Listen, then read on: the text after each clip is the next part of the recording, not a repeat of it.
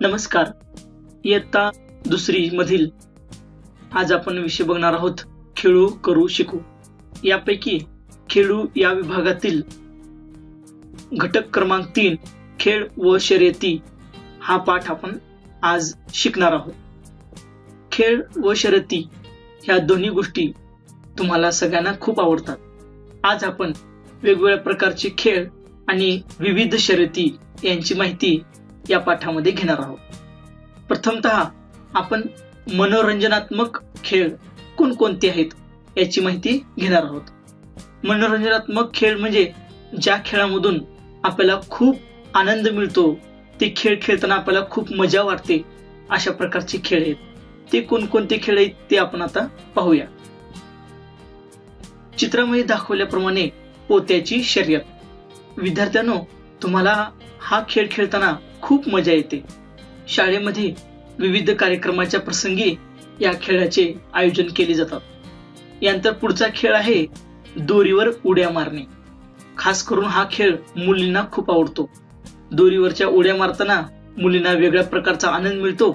अतिशय योग्य प्रकारचं संतुलन या खेळामध्ये राखलं जातं. यानंतर पुढचा खेळ आहे फुगी उडवणे. लहानापासून ते मोठ्यापर्यंतच्या मुलांना फुगी उडवण्याच्या खेळामध्ये खूप मजा वाटते. तुम्ही सुद्धा हे सर्व खेळ अतिशय आनंदाने खेळता. नंतर पुढचा खेळ आहे लंगडीने बाद करणे. या खेळामध्ये एक मुलगा लंगडी घालत येऊन इतर मुलांना बाद करण्याचा प्रयत्न करतो. नंतर पुढचा मनोरंजनात्मक खेळ आहे चेंडू शिवाशिवी. हा खेळ मुलींमध्ये विशेष करून खूप लोकप्रिय आहे. मुलींना हा खेळ खेळताना खूप आनंद मिळतो. अशा प्रकारच्या विविध खेळांचे आयोजन शिक्षक शाळा स्तरावर करतात. मनोरंजनात्मक खेळ यामध्ये अनेक प्रकारचे खेळ तुम्ही खेळू शकता. फक्त विद्यार्थ्यांनो, हे खेळ खेळत असताना सुरक्षितता राखणं खूप महत्वाचं आहे.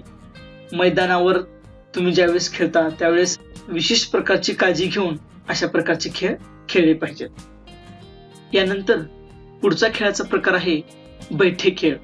बैठे खेळ म्हणजे अशा प्रकारचे खेळ ज्यामध्ये आपल्याला खूप कमी जागा लागते आणि ते खेळ आपण अगदी बसून सुद्धा खेळू शकतो. आता या प्रकारामध्ये कोणकोणते खेळ आहेत पाहूया. बादलीत चेंडू टाकणे. छोट्या बालदोस्तांना म्हणजेच इयत्ता दुसरीच्या सर्व मुलांना आवडेल अशा प्रकारचा खेळ आहे. त्यानंतर हत्तीला शिपूट लावणे. त्यानंतर पुढचा खेळ आहे कागदी कप मनोरे.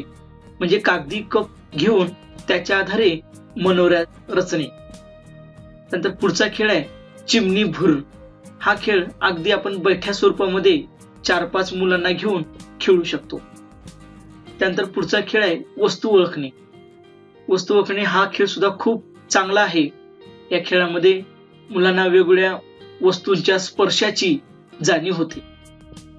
मुलांनो, तुमच्या खेळू करू शिकू या पाठ्यपुस्तकामध्ये माझी कृती दिलेली आहे. यामध्ये तुम्हाला खालील खेळ हे खेळून पाहिजे आहेत.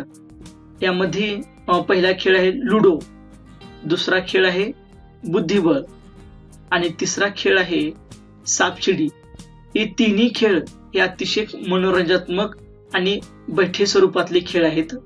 या खेळामधून तुम्हाला मनोरंजन तर मिळणारच आहे, पण तुमचे ज्ञान आणि तुमची बुद्धी वाढवण्यासाठी हे खेळ खूप चांगले आहेत.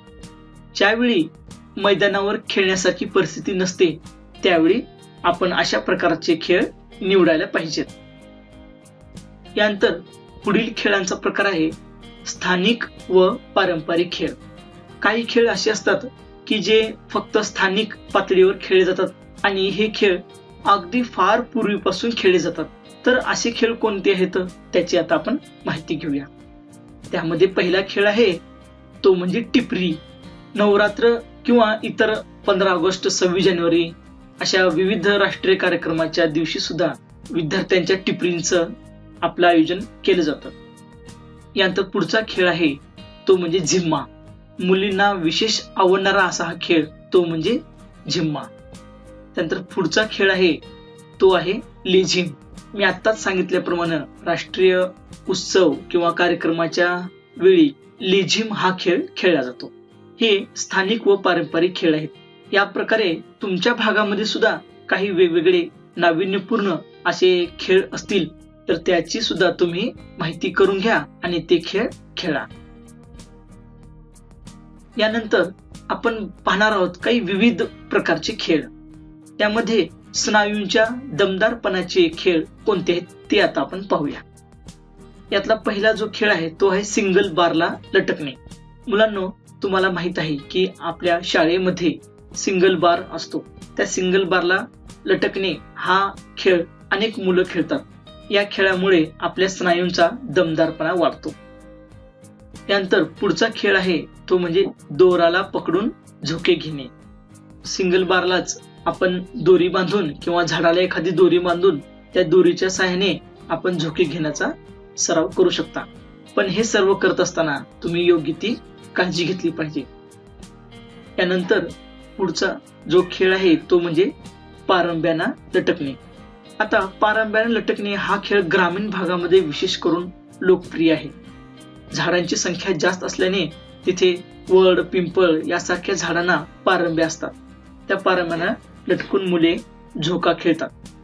त्यानंतर स्नायूंच्या ताकदीचे खेळ आपल्याला पाहायचे आहेत. त्यामध्ये पहिला खेळ आहे चेंडू फेकणे. चेंडू फेकणे या खेळामुळे सुद्धा आपल्या स्नायूंची ताकद वाढते. पुढचा खेळ आहे तो म्हणजे लंगडी. लंगडी घालणे हा खेळ मुलींना खूप आवडतो.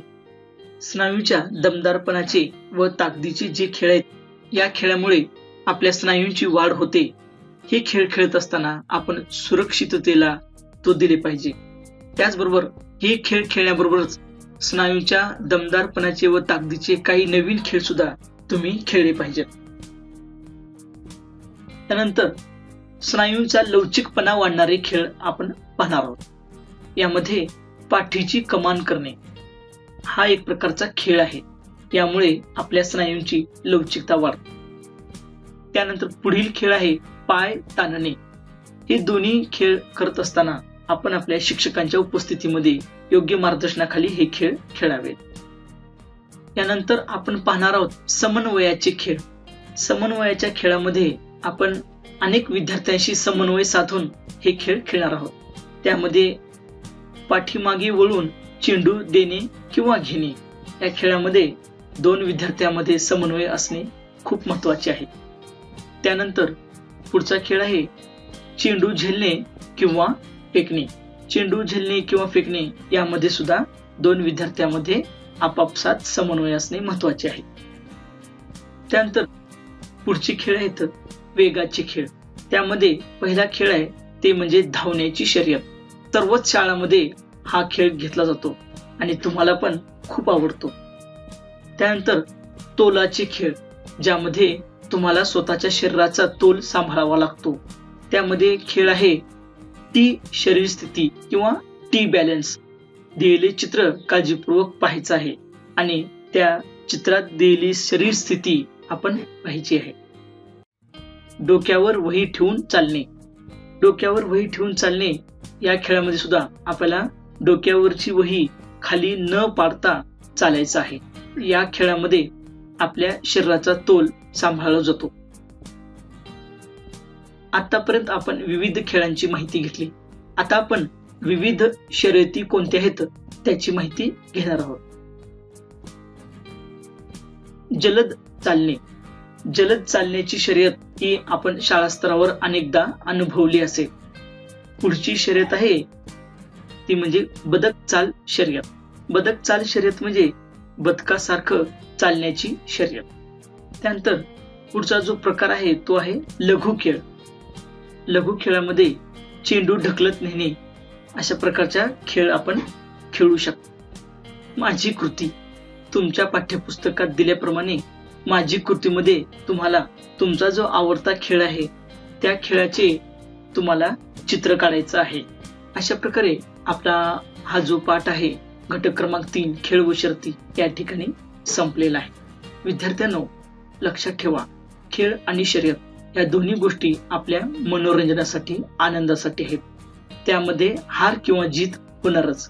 पण ह्या सर्व गोष्टी आपण खिलाडू वृत्तीने घेत हरलेल्या विद्यार्थ्यांचं सुद्धा, आपल्या मित्रांचं सुद्धा, मैत्रिणींचं सुद्धा आपण त्यांचं अभिनंदन केलं पाहिजे. आपण सर्वांनी माझा हा व्हिडिओ पाहिला त्याबद्दल आपल्या सगळ्यांचे मनपूर्वक धन्यवाद.